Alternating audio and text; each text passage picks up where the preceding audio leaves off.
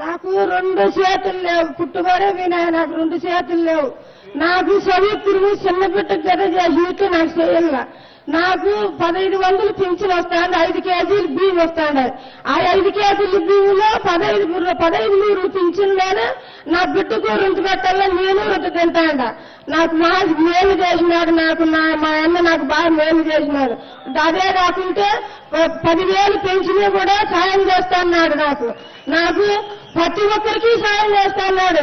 చంద్రబాబు నాయుడులకు అందరూ కృతజ్ఞతలు చెల్లిస్తున్నా.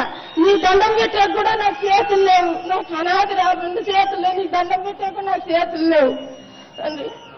ఇప్పుడు ఈ చెల్లమ్మను చూశారు వెంకటలక్ష్మి గారు. ఈ చెల్లమ్మ భగవంతుడు చిన్న చూపు చూశాడు, 2 చేతులు లేవు. కొంతమంది ఒకసారి భగవంతుడు 2 చేతులు ఇచ్చిన మధ్యలో పోగొట్టుకునే పరిస్థితి వస్తుంది.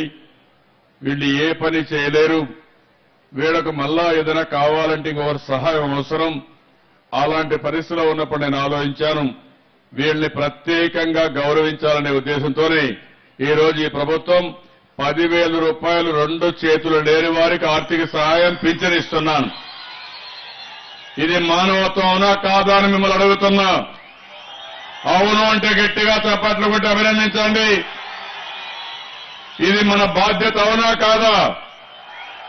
మీ అందరికీ ఇలాంటి వాళ్ళు చూస్తే మీ కర్తవ్యాన్ని కూడా గుర్తుపెట్టుకోవాలి. మనందరి బాధ్యత సానుభూతి తెలియజేయడం కాదు. సానుభూతి తెలియజేస్తే వచ్చేదేమీ లేదు. మనం కూడా వీళ్ళని ఆదుకోవాలి. మనతో సమానంగా బతికే విధంగా ఒక ఆత్మవిశ్వాసంతో ముందుకు పోవాలనే ఉద్దేశంతోనే చరిత్రలో ఎక్కడా ప్రపంచంలో చేసి ఉండరు కానీ నేను ఒకప్పుడు 200 రూపాయలు కూడా ఇచ్చేవాళ్ళు కాదు. అలాంటిది ఈరోజు 10,000 రూపాయలు నెలవారీగా ఈ చెల్లమ్మకు పంపిస్తాను, వెంకటలక్ష్మి పంపిస్తాను. మీరు కూడా గట్టిగా చప్పట్లు కొట్టి ఆశీర్వదించండి.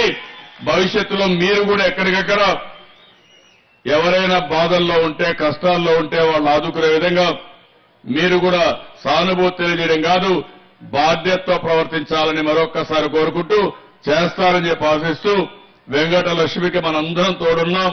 ఇలాంటి చెల్లెమ్మలకు తోడుగా ఉండాలనే ఉద్దేశంతోనే నేను ఈ కార్యక్రమానికి శ్రీకారం చుట్టాను.